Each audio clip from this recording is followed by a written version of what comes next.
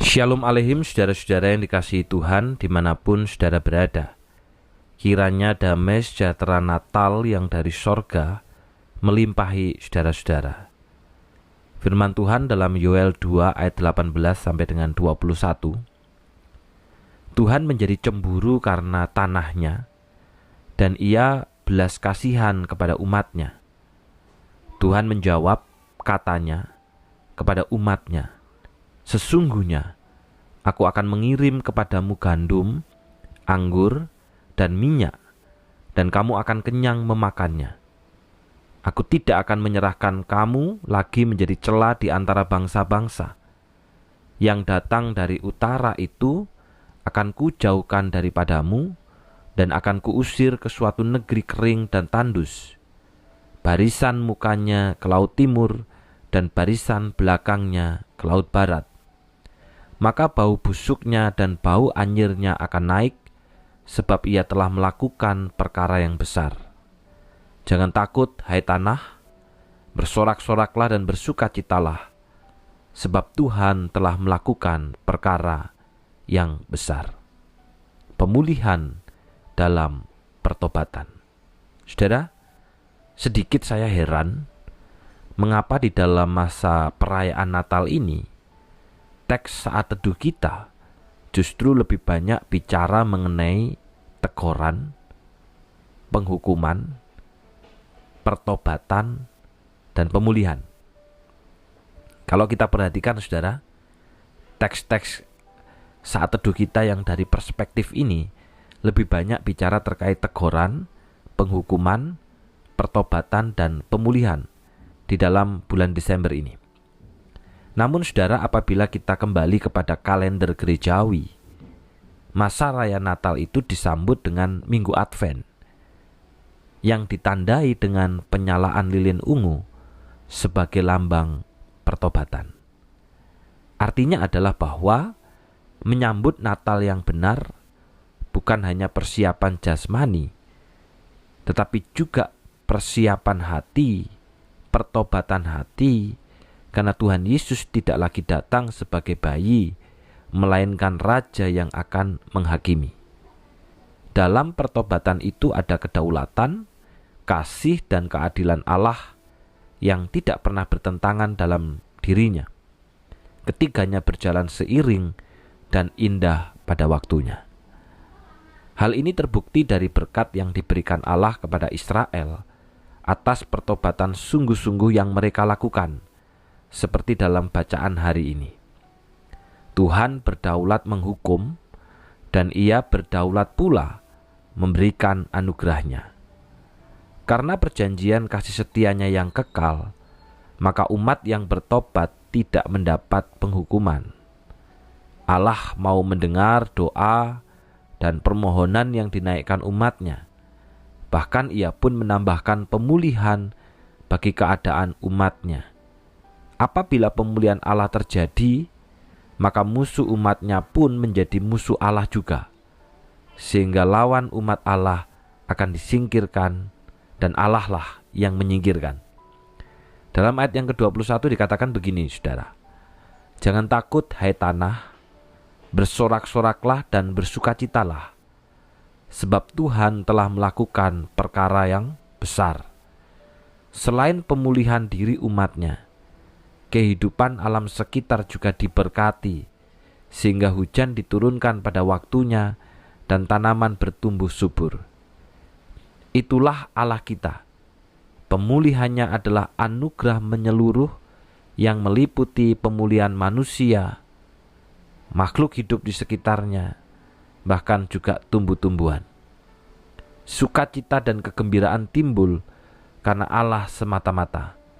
Bahkan semua kerugian yang pernah dialami umatnya selama masa bencana diperbaharui. Akibatnya, umat Allah kembali mengalami kemakmuran dan kembali terdengar sorak-sorai memuliakan Allah. Sungguh, tidak ada nama lain sedahsyat Allah manakala umatnya bertobat dan kembali kepadanya. Ada pertobatan, ada pemulihan. Secara pemahaman umat Kristen pada masa kini, banyak dipengaruhi oleh pandangan berkat dan kutuk. Yaitu berkat pasti tercurah apabila kita setia mengikut Allah, dan kutuk akan menimpa apabila kita berpaling darinya.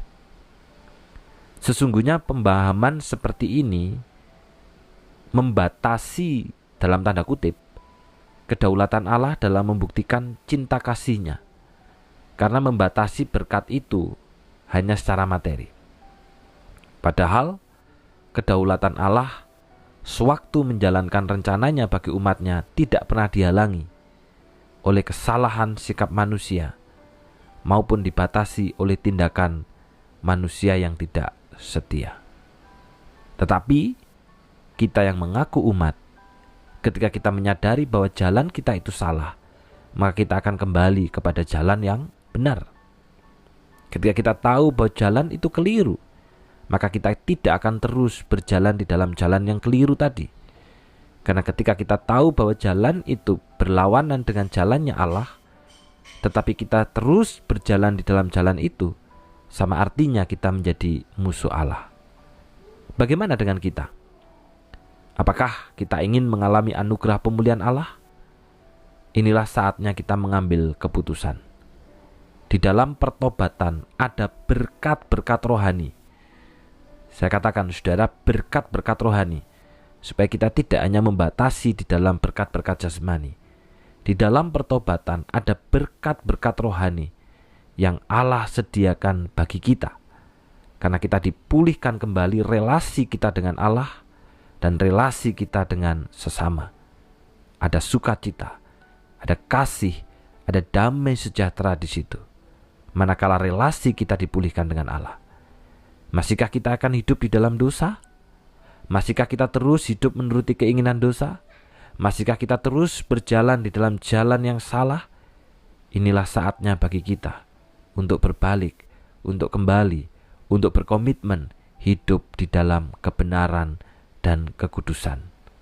Ambil keputusan itu hari ini. Apabila kita tahu jalan kita salah, mari segera kita berbalik. Apabila kita tahu jalan kita berdosa, mari kita bertobat. Apabila kita mengeraskan hati, mari kita melembutkan hati karena firman Tuhan. Kita hidup selalu menaati. Di dalam pertobatan ada pemulihan, ada berkat-berkat rohani yang disediakan bagi kita. Kita berdoa. Bapa yang di surga, semakin mendekat dengan masa raya Natal, firman-Mu semakin mengajar kami tentang pertobatan dan pertobatan. Hari ini Tuhan, melalui kisah firman-Mu ini, di dalam pertobatan ada berkat rohani yang Allah sediakan bagi orang yang bertobat. Manakala telah dipulihkan kembali relasinya dengan Allah, maka akan dipulihkan kembali relasi dengan sesama. Di situ ada damai sejahtera, ada kasih, ada sukacita. Karena itu Tuhan, biarlah kami tidak terus hidup di dalam dosa. Kami tidak terus hidup di dalam kemauan kami dan keinginan kami, tetapi kami belajar hidup di dalam kemauan dan keinginan Tuhan. Inilah saatnya bagi kami untuk mengambil komitmen. Kami mau menyenangkan hati-Mu, kami mau hidup selalu mentaati apa yang Tuhan perintahkan dan tetapkan tanpa kesalahan. Secara khusus, hari ini hamba-Mu berdoa untuk rapat anggaran majelis di tahun 2025.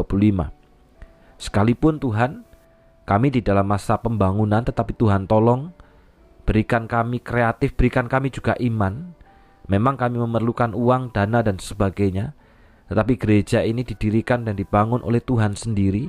Maka Tuhan yang akan menyediakan, dan biarlah fokus kami bukan materi, tapi fokus kami adalah umat yang telah Tuhan percayakan bagi kami. Demikian juga untuk persiapan Natal, baik itu untuk paduan suara, untuk musik, untuk drama, untuk semua yang ada di dalamnya. Tuhan kiranya tolong di dalam persiapan ini.